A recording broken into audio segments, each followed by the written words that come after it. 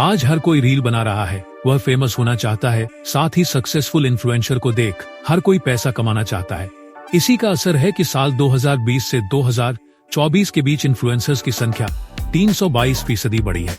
फिलहाल भारत में 20 से 25 लाख एक्टिव क्रिएटर्स हैं, जिनके पास कम से कम 1000 फॉलोअर्स हैं, लेकिन केवल 8 से 10% ही सही से पैसे कमा पा रहे हैं। ऐसे में बाकी क्रिएटर्स का क्या?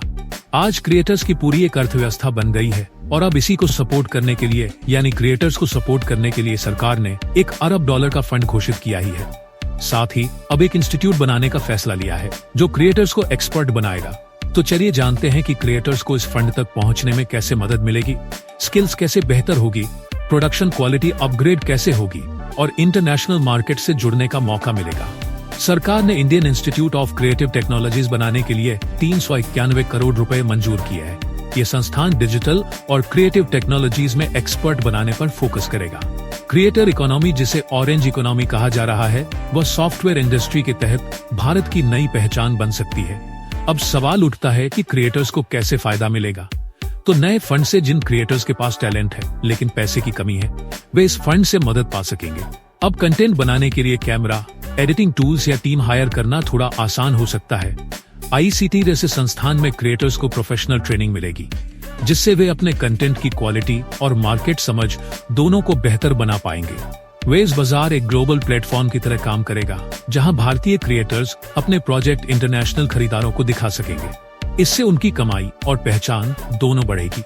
अभी ज्यादातर लोग क्रिएटर के काम को फ्रीलांस की तरह देखते हैं, लेकिन इससे ये एक फुल टाइम प्रोफेशनल करियर बन सकता है।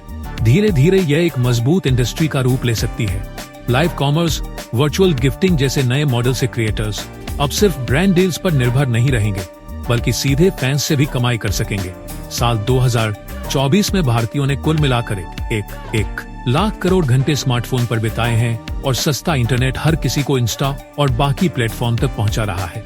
ऐसे में कंटेंट क्रिएटर्स को नए मौके मिल सकते हैं। अब एक सवाल और है कि ICT कैसे काम करेगा। AICTE को सूचना एवं प्रसारण मंत्रालय द्वारा FICCI और SIA के साथ मिलकर स्थापित किया जा रहा है।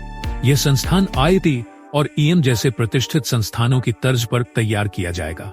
इसका पहला चरण मुंबई के पेडा रोड स्थित NFDC बिल्डिंग में शुरू हो चुका है, जहां gaming labs, animation labs, edit और sound suites, virtual production setup, immersive studios, preview theatre और स्मार्ट क्लासरूम्स जैसी अत्याधुनिक सुविधाएं उपलब्ध है। जबकि दूसरे चरण में गोरेगांव स्थित फिल्म सिटी में 10 एकड़ जमीन पर ICTA का एक विशाल परिसर विकसित किया जाएगा। आने वाले वर्षों में सरकार देश भर में EICT के रीजनल सेंटर्स भी स्थापित करेगी, जिससे क्रिएटिव और टेक्नोलॉजिकल टैलेंट को राष्ट्रीय स्तर पर प्लेटफॉर्म मिल सके।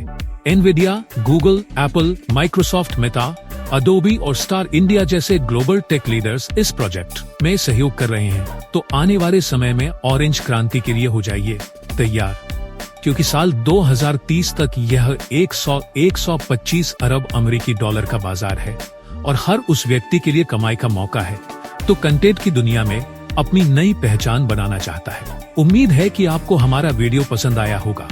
हमारे वीडियो को शेयर करें, सब्सक्राइब करें और लाइक करें। देखते रहे इंडिया अड्डा।